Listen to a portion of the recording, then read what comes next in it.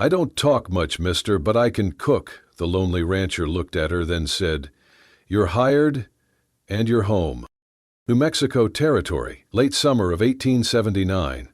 The sun was just starting to dip behind the dust-covered hills, casting long shadows across the plains. Wind stirred the red dirt on the road, lifting it into small swirls that danced over wagon ruts and dry grass. The heat had broken, but the air still clung to the skin like a worn-out coat. Owen Booker stood on the porch of his ranch house, boots planted firm, arms crossed, watching the wind settle. He had been fixing the hinges on the barn door when he heard it. A knock. Not loud, just enough to be certain. He turned. At the edge of his porch, standing as if she might collapse at any moment, was a girl. 19, maybe 20. Skinny as a fence rail, boots nearly soleless, a shawl so worn the fringe blew like spiderwebs in the breeze. In her hands she clutched a cast-iron pot as if it were gold. She did not smile, she did not beg. Her voice cracked, but her eyes held steady. "I don't talk much, mister, but I can cook." Owen said nothing. He studied her, the way her lips were chapped, how her knees trembled but never buckled, how her hands were blistered, yet still gripped that pot like it was the last piece of her mother she had left. His brow furrowed. "Name?" "Ellie Mae," she said, soft as a prayer. He looked past her down the trail. No wagon, no mule, nothing but dust and the setting sun. "You got folks?" She shook her head once. He looked down at her bare fingers holding the handle of the pot. The rim had soot baked into it, like it had seen more campfires than kitchens. For a long breath nothing passed between them but silence and the creak of wood in the wind. Then he stepped aside. "You're hired," he said, then added with a quiet that sounded almost like surrender, "And you're home." Ellie's shoulders dropped, not in defeat, but like someone laying down a weight they had carried too far. She stepped forward, boots barely making a sound on the wood. He did not take her hand. He did not ask more. She passed him, eyes scanning the porch, the door, the corners. She walked into the house like someone tiptoeing into memory. Inside, the place was clean but cold. Sparse furniture, no flowers. A kettle sat rusting on the back burner. The hearth was swept but untouched. She paused in the doorway, turning slightly. "Where should I sleep?" Owen pointed to the back room. "There's a cot. Sheets are clean, water's in the basin. Tomorrow we talk chores. Tonight, you eat." She nodded once and disappeared down the hall. Owen stood alone a while longer, the sun now half gone. He looked out across the ranch, dry fields, 2 cows, a chicken coop half collapsed, and silence that had lasted too many winters. Then he turned inside, shut the door behind him, and for the first time in a long time didn't lock it. The scent of bread was always the first thing Ellie remembered about childhood, warm, thick, and rising through the cracks in the floorboards. Her father, George May, worked the ovens of Millstone Bakery before dawn, his hands always covered in flour and burns. Her mother, Lillian, stitched aprons and hummed songs in a language Ellie never learned the name of. No, never learned the name. They were poor, but they were together. Until the winter of '74, when her mother's cough turned bloody and the doctor said there was nothing to be done. Ellie was 14 when she watched her father press cold cloths to a forehead that no longer felt them. She buried her mother in a pauper's grave, with a wooden cross carved from her father's bread paddle. Then came the mine collapse 2 years later. George had taken a second job digging for coal to pay off debts from Lillian's medicine. They never found his legs. Ellie was 16 when she was alone. She tried to hold on to the bakery. She knew how to mix, how to knead, how to rise bread by smell, but women were not allowed business in those parts without a man's name. The landlord, a man named Cyrus Elwood, let her stay for a time, then began locking the back door and lingering too long when she bent over the hearth. She'd left one night with bruises under her collar and the cast-iron pot her mother had once used to stew blackberries. It was all she had. She walked east first, toward Haddon's Fork, thinking perhaps the church might help. But the Reverend's wife clutched her Bible when Ellie approached, and a boy at the general store shouted, "Ain't no husbands following that one." She begged in silence. She held out the pot. At the next town, she offered to cook for board. The innkeeper let her wash dishes. On the third night, he opened her door without knocking. She broke his nose with a ladle and ran before dawn. 3 towns, 4 days. Snow in the sleeves, blisters in the boots. She slept in haylofts, under wagons, once behind a blacksmith's forge, where a drunk tossed his whiskey bottle at her for snoring. By the time she saw the wooden gate of a ranch at the edge of nowhere, her lips were split. Her belly had forgotten what warm food was. She stood outside the fence, one hand clinging to the cast-iron pot, the other pulling her shawl tight across her ribs. "I don't want your pity," she whispered to no one. "Just your fire." Then the world tilted sideways. She did not remember the fall. Only the dirt against her cheek, the sound of hooves, a voice gruff and distant. "Someone get water." When she woke, it was not to sunrise, it was to quiet, to warmth. The scent of oats boiling on a stove, a room with stone walls, a blanket that smelled of cedar, and a man with rough hands placing her pot beside the hearth like it was made of glass. He had not taken it. That was how Ellie Mae knew she had not been stolen from, only saved. And still, she kept one hand on that handle through the night, just in case. The door creaked as Owen opened it, revealing a room cloaked in shadow and dust. "You can stay here," he said simply, nodding toward the bed without meeting her eyes. His voice was steady, but the way he lingered at the threshold suggested the room meant more than the few words aloud. Ellie stepped inside, her bare feet brushing against the cool floorboards, worn smooth from years of quiet footsteps. The air carried the faintest trace of lavender, long faded but stubborn in its persistence. The bed stood neatly made in the corner, a hand-stitched quilt pulled taut across it, the edges untouched by recent sleep. A lace doily sat atop the nightstand, yellowed with time. A shelf on the wall held a wooden hairbrush, a cracked mirror, and a pair of embroidered gloves, stiff with age and stiff with memory. "This was hers?" Ellie asked softly, not to pry, just to confirm what the room already told her, the way a place can whisper loss without speaking at all. Owen gave the slightest nod, his eyes not leaving the doorframe. "My wife, Clara. Fever took her, spring of '74. Ellie lowered her eyes, her voice small. "I will keep it clean. I promise." He stood there for a breath longer, then turned without a word, and left her alone in the room where ghosts still lived. She stood in the silence for a long time, running her hand gently along the dresser's edge, careful not to shift anything. Dust clung to her fingertips. She walked to the window, its panes streaked with time, and pulled the curtain back just enough to let in a sliver of moonlight. Then, carefully, she folded her blanket on the chair and sat on the edge of the bed, unsure if she belonged, but grateful to not be outside. The next morning, Ellie opened the door and found a bundle of kindling and 2 fresh eggs resting on the bench just outside. No note, no knock, just there, like a silent offering from someone who did not know how to say welcome. She brought them inside and stepped into the kitchen, then stopped. It was colder than she expected. The hearth had long gone cold. Cobwebs clung to the ceiling beams. The stovetop wore a coat of soft gray ash, as though the last fire had died quietly one night and no one had the heart to wake it again. Pans rusted where hooks once held them proudly, their handles drooping like tired arms. She walked through it slowly, fingers brushing along the counters. There were knife marks on the wood where onions and apples had once been chopped. A tin of dried herbs, unopened, sat on a dusty shelf. She picked it up and turned it in her hand. Someone had loved this place, then left it behind. She rolled up her sleeves and tied back her hair, found a rag, boiled water, scrubbed the counters until the grain showed through again. She opened every window, letting in the pale morning. The wind was sharp, but it smelled clean. It felt like exhuming a memory.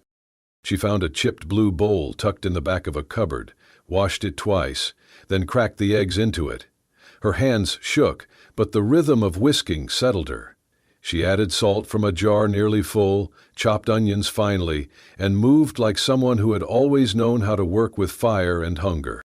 As the scent of eggs and heat began to fill the air, she reached up and rehung a sun-bleached curtain. A triangle of golden light spilled across the old wooden floor, catching on something tucked between two books. She leaned in. A photograph, worn and soft at the edges, barely clung to the frame. A woman with kind eyes and a boy smiling shyly beside her. Owen's wife. His son. Ellie stared at it for a long while, then bowed her head. "I'll take good care of it," she whispered. She was not sure if she meant the photograph, the house, or the silence that still clung to its bones. Maybe all three. Later that day, the floor creaked softly as Owen stepped just inside the kitchen, his shadow stretching toward the hearth. He paused, sniffed the air, not intrusive, just curious. "You used the time," he said, more statement than question. Ellie, wiping flour from her apron, looked up. It was still good. He nodded once. Clara liked thyme in her eggs. She met his eyes. "Then I will keep using it." Owen left without another word, his boots thudding softly on the porch. That night, Ellie noticed the kindling by the stove was stacked a little higher, more carefully, and she stirred the stew a little longer, letting the warmth settle deep into the walls, and maybe into him. The snow had softened outside, the wind dying into a hush that let the ranch breathe again. Inside, the air warmed not just with fire, but with something unfamiliar, a scent that had not visited these walls in years. It was a scent of home. Chicken bones simmered gently, rosemary weaving its subtle promise through the rising steam, and the faint sweetness of fresh cornbread cooling by the hearth. Ellie stood by the stove, careful not to spill a drop, ladling chicken soup into a deep ceramic bowl that once belonged to Owen's wife. The broth shimmered golden in the lantern light, filled with tender carrot rounds, cubed potatoes, and a whisper of rosemary, not from any cookbook but embedded in her memory. It was a recipe passed down by her mother, learned by heart around crackling stoves, and shared lullabies that soothed a child to sleep. Beside the bowl she placed a slice of cornbread, its edges browned just enough to break with a soft crunch. She ran her fingers over the crust, remembering the way her mother used to gently pat down the batter before baking, humming melodies that felt like sunlight itself. She carried the plate to the table and stepped back. Owen was already seated, his rough hands folded on his lap, eyes unreadable in the dim kitchen light. He watched the food with quiet intensity, as though tasting something far beyond flavor. Ellie offered a quiet nod, voice soft like the falling snow. "It is nothing fancy, just a farm meal." He did not reply. Instead, he reached for the spoon and dipped it into the soup. The room fell into a silence thicker than the steam. All she heard was the slow scrape of metal against ceramic, the soft ticking of the mantel clock, and the subtle crackle of the hearth fire, each moment stretching longer than the one before. She stood, stiffly, hands clasped in front of her, waiting, not for praise, but for permission to believe that this was enough. Owen finished half the bowl before setting the spoon down with deliberate care. He drew a breath, as if tasting the words before letting them out. "Cornbread's the kind that holds together," he said, voice low and measured. Ellie's shoulders eased as she nodded. "Cornmeal and lard, no eggs, Mama's trick when the hens wouldn't lay." He listened, eyes on the bowl, before shifting it toward her. "Good soup?" Her heart lifted, but her voice remained small. "Thank you." He rose then, putting his spoon back into the bowl, and stepped outside into the cold. The screen door slammed softly behind him. Ellie exhaled, shoulders slumping as the tension left her body. She turned back toward the sink, dragging the bowl behind her, still braced as though waiting for the moment he would change his mind. But she felt something settle instead, something like hope. Later that night, she made her way through the kitchen, a candle in hand and a blanket wrapped tight around her shoulders. On impulse, she paused at the threshold, sensing rather than seeing. Owen stood by the window, barely moving. His figure was outlined against the dark pane, the faint reflection of the hearth fire behind him. His arms were folded across his chest, silent and steady. From where she stood, she could feel the weight of his gaze, not on the night sky, but on the kitchen itself. The pot still sat on the stove, its glow spilling into the darkness. The aroma of thyme lingered in the air, sweet and earthy. He did not see her standing there, but Ellie saw everything. The way his jaw was firm, the way his shoulders had relaxed just a little. This was not a man distrustful of her cooking or her hands. He was a man who had not let anything close in many years. A man who had built walls of silence, brick by careful brick, to shield himself from the world's betrayals. And now, she realized, he feared that to enjoy something simple, a hot bowl of soup, a warm slice of cornbread, a quiet kitchen filled with ordinary life, was to risk remembering what he had lost. She swallowed, eyes fixed on his reflection. She whispered into the gloom, words barely louder than a breath. "You can trust the small things, Owen, just the small things." Behind her, the fire did not die. It crackled gently, a promise that some warmth could return and that some losses could be healed, one quiet meal at a time. The night sky unfolded wide over the plains, stars pricking the velvet dark like someone had stitched light into the heavens. The wind was soft for once, curling around the porch like an old dog resting at their feet. Ellie sat on the top step, shawl wrapped around her shoulders, knees pulled up to her chest. Owen sat beside her, boots planted firm on the ground, hat tipped low to keep the chill off his ears. They had eaten supper in silence, roasted turnips, leftovers stew, and slices of cornbread from the morning batch. Now they sat together, not talking, not needing to. The quiet was not awkward, it was full, the kind of silence that held space, like a blanket between them. After a while, Ellie broke it, her voice gentle. "My mama once burned a whole tray of biscuits," she said. "Left them in too long while telling me a story about how Papa asked her to marry him." Owen tilted his head, eyes still on the sky. "We didn't have much that day. She was so mad at herself, crying and cursing up a storm. But my papa just took one, said, 'Burned love still love, if it's warm,' and ate the whole thing." A quiet laugh escaped her lips. "I laughed so hard I near choked. Then Mama started laughing too. She always did get mad at herself more than anyone else." Owen's lips quirked at the corners. Then, barely, he chuckled, a soft, short sound, but real. It was the first time Ellie had heard him laugh. She turned slightly, stealing a glance. In the starlight his face looked gentler than usual, the shadows kinder. She did not say anything more, just let it sit there between them.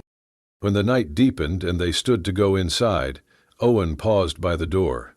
"I'll fix the dining table tomorrow," he said. Ellie blinked. "Why?" He shrugged once, voice low. "You need space to roll dough. That old sideboard's too narrow." Ellie nodded, heart catching a little. "Thank you," she said. The next morning, before sunrise, she found him in the dining room, sleeves rolled up, sanding the edge of the long oak table. The surface had warped over the years, bent from heat and spills and time. He worked quietly, methodically, smoothing the wood with patient care. She stood in the doorway, watching. "You do not need to," she said. He kept sanding. "You do not ask much, just seems right." That afternoon she baked again. This time it was sweet rolls, light, golden, brushed with honey. When she brought him one, he took it in his calloused hand and bit in without a word. But when he looked at her, just a moment, just a glance, she saw something had shifted. Not much, but something. A week later, she found a new rolling pin on the shelf. Not new, really, just newly carved, from oak, shaped by hand. It fit her grip perfectly.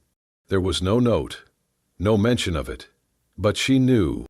And she whispered into the flour that morning, "Some men love louder without words." And the dough rose just fine. The day had been long and dry. Ellie had spent the morning kneading bread and the afternoon hanging wet linens across the fence.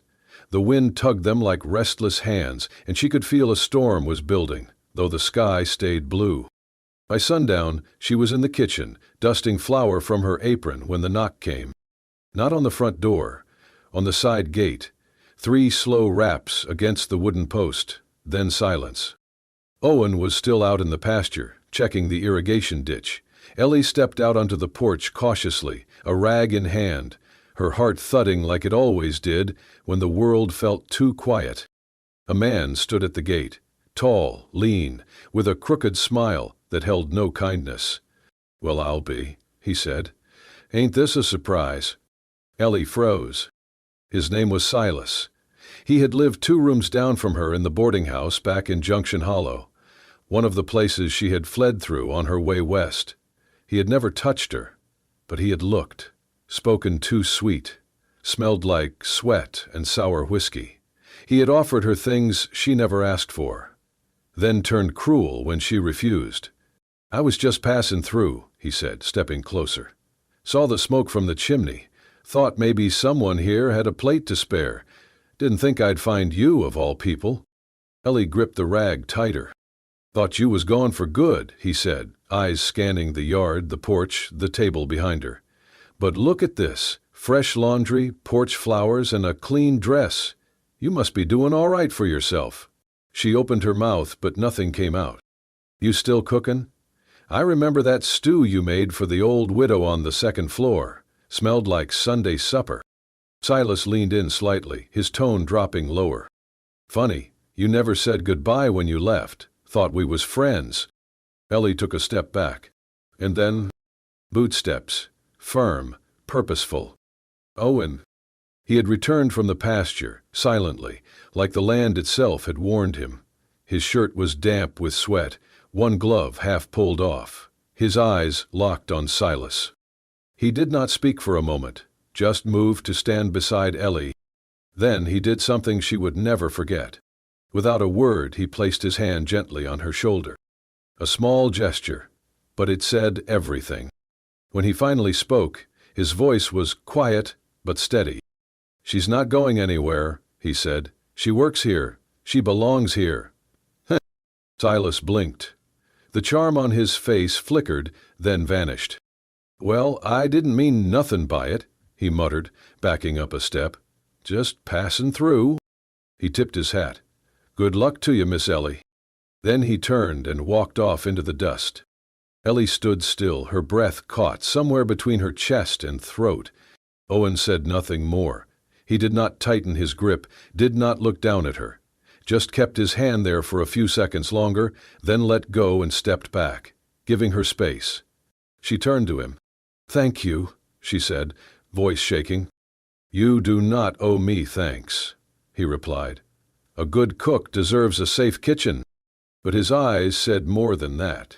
Later that night, after supper, Ellie stood by the window and watched the horizon, wondering if Silas had really gone, if he had said anything to anyone, if he would come back. Owen was in the workshop, sharpening tools. But when she walked into the kitchen the next morning, she found a fresh horseshoe hanging above the back door, a quiet ward, a signal of protection. And she knew, without needing to ask, that Owen had put it there. She touched the curve of the iron, then went to stoke the fire. For the first time in her life, someone had stood up for her. Without demand, without condition, just because she was there, just because she mattered. And that made all the difference. The morning sun crept through the kitchen window, painting the wooden floor in ribbons of gold. Ellie stood barefoot by the counter, her sleeves rolled up, her fingers dusted with flour. The dough was ready, soft, rich with buttermilk and butter, and the old tin cutter waited by her side. Behind her, Owen lingered near the door, arms crossed, expression unreadable. "You said you never learned to bake," she said, without turning around. "I did not," he admitted. "Was always more skilled at burning things than browning them." She smiled and patted the dough. "Then today, we fix that." He hesitated, then stepped forward, awkwardly pulling up a chair beside her at the long table. Ellie guided him through each step, her voice calm and patient. "Cut, press, fold. Do not overwork it. Butter needs to stay cold." Owen listened closely, trying to follow her every motion, but his large hands were clumsy. One biscuit came out lopsided, another too thin. She laughed. Not cruel, not mocking, just warm. "That one looks like Kansas after the floods," she teased gently.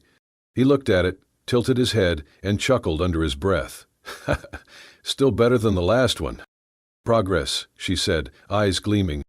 The oven warmed the room, and soon the scent of baking filled the air, rich, buttery, slightly sweet. It wrapped around them like a memory of home. They sat side by side as the biscuits browned, talking about nothing much. Ellie told him about her mother's old apron, how it had been patched so many times it looked like a quilt. Owen told her about his first horse, a stubborn mare named June, who had refused to go anywhere without a carrot. "You still got that apron?" he asked, glancing at her quietly. Ellie looked down. "No. It was one of the things I had to leave behind." He nodded, said nothing more. When the biscuits were ready, she pulled them from the oven and placed them on a cloth to cool. Owen reached for one before it was cool, burning his fingers. "Hot," he muttered, jerking back. "Told you," she said, laughing again. He blew on the biscuit and tried again. This time, he managed to bite. His face changed, not dramatically, but enough.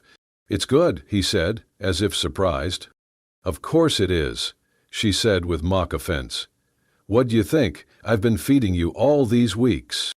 He chewed a moment longer, then said, "This one's different." Ellie paused.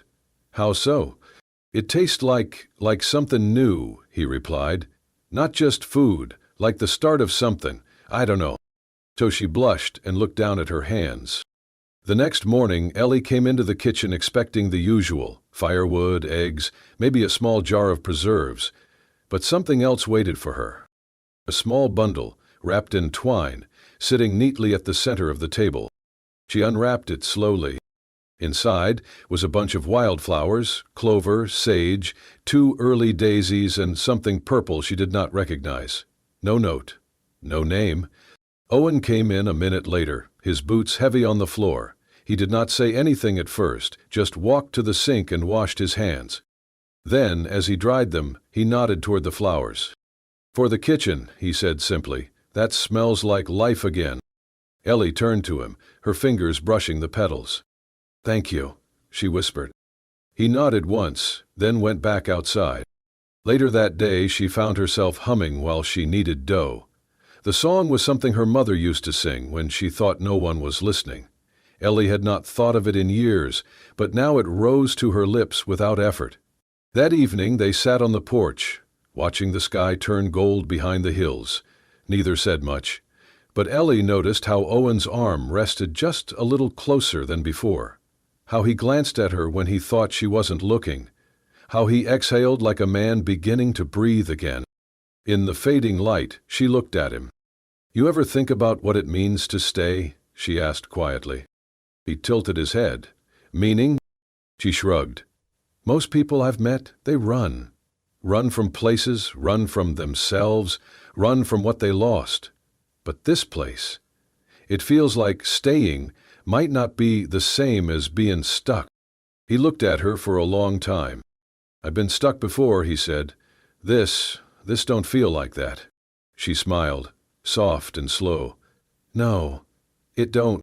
There were no grand declarations, no promises made under moonlight, just the warmth of 2 people learning how to belong, in their own quiet way. And in that simple silence, surrounded by biscuits and wildflowers, a smile bloomed that neither had worn in years. Spring returned to the plains, gentle and full of color.